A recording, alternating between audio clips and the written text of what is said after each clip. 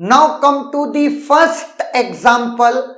It is GATE 2013 question. ये 1 mark का question था. सबसे अच्छी बात इस टॉपिक में जो क्वेश्चन है वो बहुत ही ऑप्शन स्पेसिफिक होंगे. सर इसका मीनिंग यही क्यों है? नहीं, बजाय उसके ये 3 नहीं है, 4th इसलिए है. आपको 4th की मैपिंग बिठानी है और 3 को रिमूव करना है. बस ये टारगेट हमें अचीव करना होता है. अब अपने को देखना है क्योंकि बहुत कुछ चीजें ऐसी हैं जो ओपन है.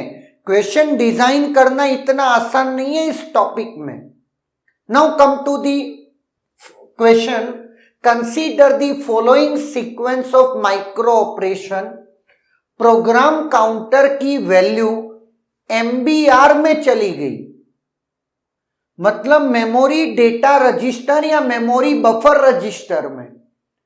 मतलब इंस्ट्रक्शन लाने ले जाने वाला काम नहीं चल रहा है. X की वैल्यू MAR में चली गई. X कोई रजिस्टर रहा होगा, उसकी वैल्यू MAR में चली गई और प्रोग्राम काउंटर की वैल्यू MBR में चली गई. ठीक है जनाब, चली गई तो चली गई. Y एक रजिस्टर रहा होगा जिसकी वैल्यू प्रोग्राम काउंटर में चली गई. ठीक है, और जो MBR की वैल्यू थी वो मेमोरी में हमने स्टोर कर ली.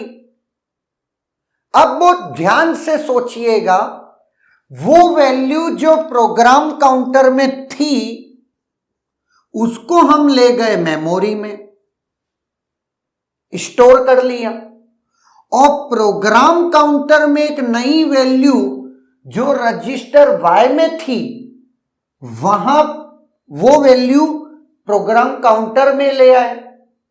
बहुत बढ़िया. और सबसे अच्छी बात यह है कि ये मेमोरी में X लोकेशन पर सेव कर ली और वो X MAR में डाला है या ना. अब इस कहानी को थोड़ा ऑब्जर्व करो. क्या ये इंस्ट्रक्शन फैच है? मैं क्यों बोलूं भाई, पहले तो क्वेश्चन पढ़ते हैं. Which of the following is a possible operation performed by this sequence? क्या ये इंस्ट्रक्शन फैच है? जनाब बिल्कुल भी नहीं है, क्योंकि प्रोग्राम काउंटर की वैल्यू तो MAR में जाती है और प्रोग्राम काउंटर स्टेप साइज से बढ़ता है. ऐसा कहां हो रहा है? नहीं हो रहा है. मतलब ये इंस्ट्रक्शन फैच तो है ही नहीं.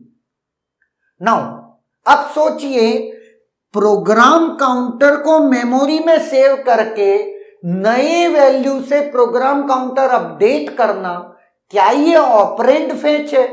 ऑपरेंड फैच भी नहीं है. कहां है ऑपरेंड फैच? कहां हम ऑपरेंड को फैच कर रहे हैं? कहीं नहीं है ऐसा. कंडीशनल ब्रांचिंग, क्या ये जंप है? May be. लेकिन अगर ये जंप है तो प्रोग्राम काउंटर किसी पर्टिकुलर एड्रेस से अपडेट हो जाना चाहिए. लेकिन ऐसा कब है कि प्रोग्राम काउंटर पे पड़ी हुई वैल्यू को मेमोरी में सेव करने की नौबत आ जाए? ऐसा कभी भी कंडीशनल ब्रांचिंग में नहीं होता. प्रोग्राम काउंटर कंटीन्यूअस सीक्वेंस में एड्रेस रखता है, हमने उसको किसी पर्टिकुलर पे जंप कर दिया. ये बात हो सकती है कंडीशनल ब्रांचिंग की. लेकिन ऐसा तो कभी नहीं होता है कि प्रोग्राम काउंटर अपडेट हो जाए लेकिन प्रीवियस प्रोग्राम काउंटर की वैल्यू मेमोरी में कहीं पर सेव कर लूं. ये कंडीशनल ब्रांचिंग तो नहीं कहती है या ना. तो कंडीशनल ब्रांचिंग भी लग तो नहीं रहा. तो क्या इनिशिएशन ऑफ इंटरप्ट सर्विस, क्या ऐसा कुछ पॉसिबल है? अब बहुत जनाब ये बहुत सोचने वाली बात तो है कि इनिशिएशन ऑफ इंटरप्ट सर्विस मतलब इंटरप्ट सर्विस रूटीन अगर मुझे चलाना है तो करंट प्रोसेस को मुझे क्या करना पड़ेगा, रोकना पड़ेगा। मतलब प्रोग्राम काउंटर की वैल्यू को मुझे स्टैक में सेव करना पड़ेगा, है या ना। और स्टैक का टॉप मोस्ट पोजीशन एक्स हो सकता है या ना। मतलब एक्स एक एड्रेस है, उस एड्रेस पे मैं करंट प्रोग्राम काउंटर की वैल्यू मेमोरी में स्टोर करवाऊं और प्रोग्राम काउंटर में इंटरप्ट सर्विस रूटीन का एड्रेस दे दूं, ऐसा होता है।